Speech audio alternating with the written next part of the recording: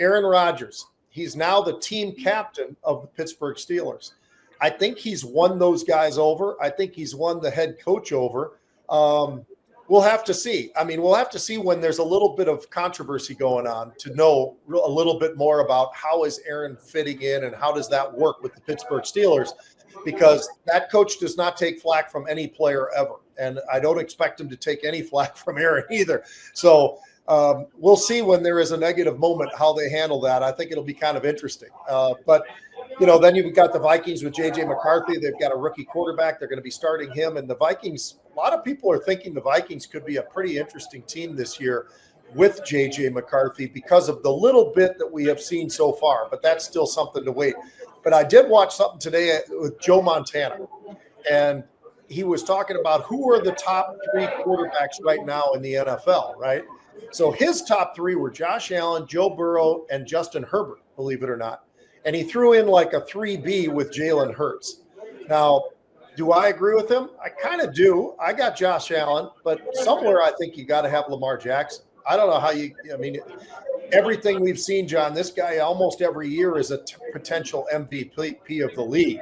And I think it's because of how well he runs, how fast he is, his ability to be able to read coverages and throw the ball as strong as he does. I think he's got to be in there somewhere. And I'm going to throw in Burrow, but on my 3B, how about Brock Purdy? I know people will say there's a reason they paid him what they paid him, John. He got paid that $250+ million contract because he's been damn good. And the only time he wasn't good was when he was missing his left tackle, his starting running back, a couple of wide receivers, a tight end that's banged up, and blah, blah, blah, blah, blah. And suddenly everybody thinks he's not really all that good. I'll tell you what, the kid is all that good. And as long as they can stay a little bit healthier than last year and have McCaffrey in the backfield, I think that he's going to have a really, really amazing year. What about you? What do you think? Do you have a top 3 or what do you think? I don't think you could do it, Pete, without having Patrick Mahomes.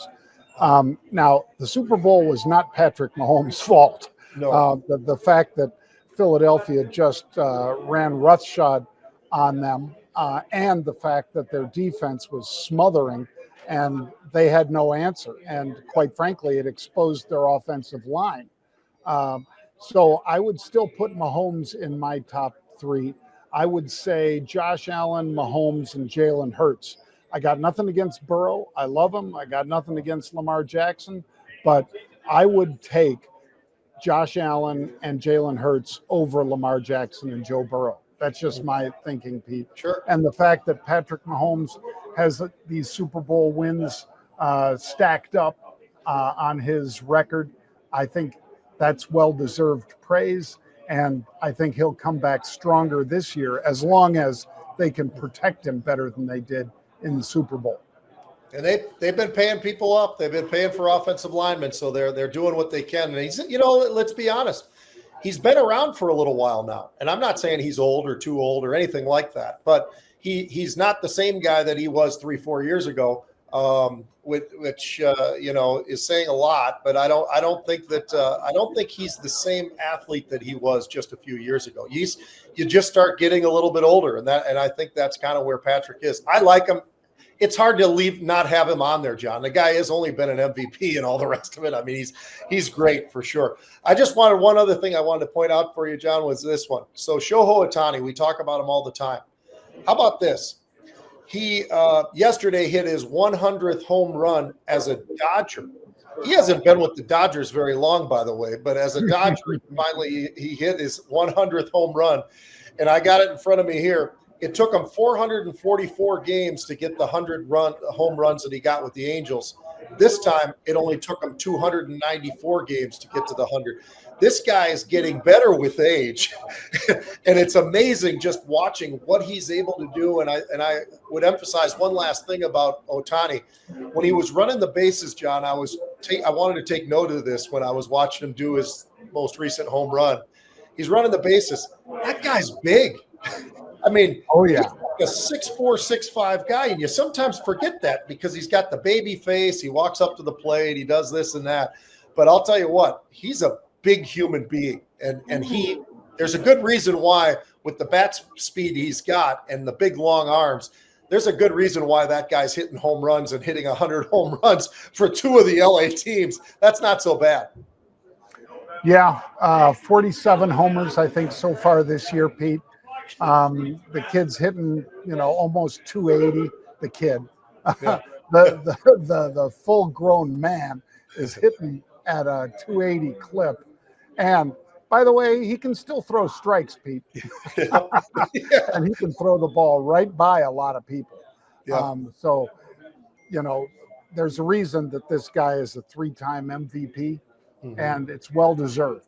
And he is one of the players that if you have a chance to see him play, you should.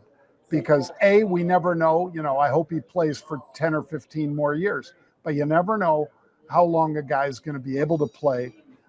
Because, if you get a Tommy John's surgery and you can't come back and all of a sudden it affects his hitting or whatever, all those kinds of things. But go see him, go see Aaron Judge whenever you get a chance, because they are generational players, both these guys.